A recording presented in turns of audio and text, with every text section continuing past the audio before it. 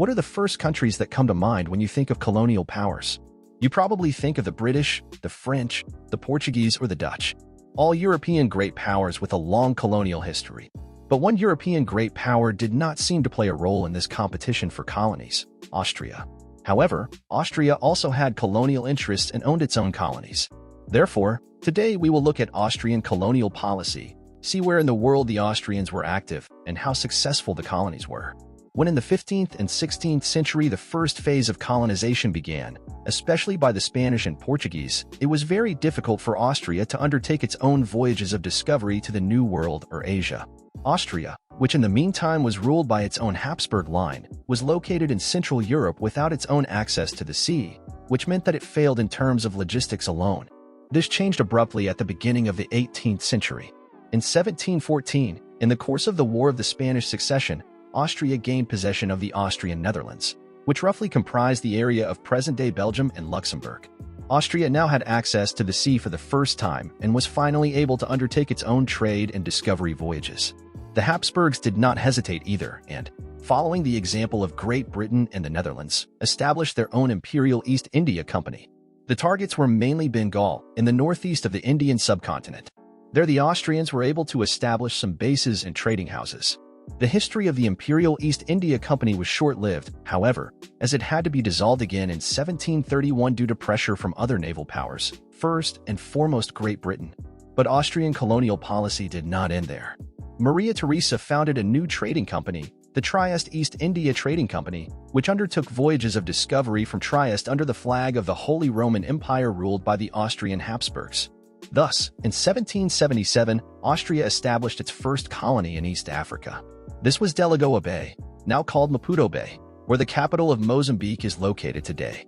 The port was acquired by a local leader and immediately declared an Austrian crown colony, for which a small fortification of 10 men was created.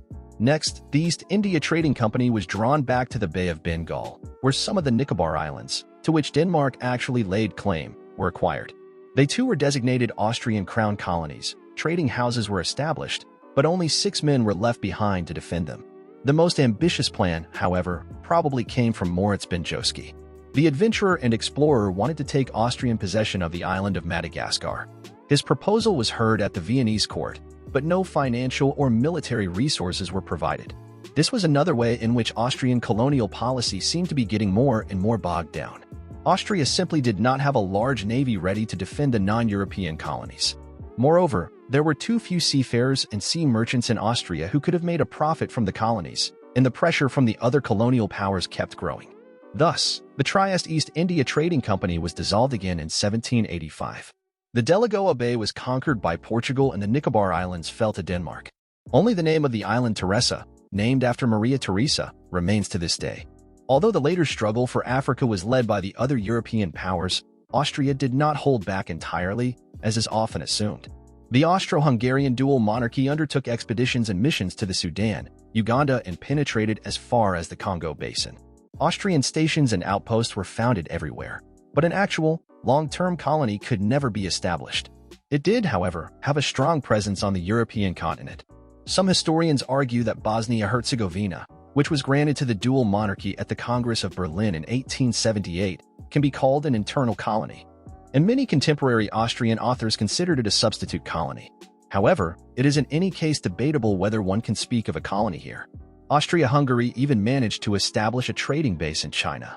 When it, on the side of the other European colonial powers and with the support of the USA, Russia, and Japan, suppressed the Boxer Rebellion in China from 1899 to 1901, it received as thanks a base in Tianjin, a city that today has over 13 million inhabitants. With the end of Austria-Hungary, however, this colony was also lost. Austria also left another trace in the far north. During an Austro-Hungarian North Pole expedition in 1873, the sailors sighted a large archipelago with 191 islands, which they named Franz Joseph Land in honor of Emperor Franz Joseph I. The islands are now part of Russia, and the archipelago, which today belongs to Russia, bears the name to this day.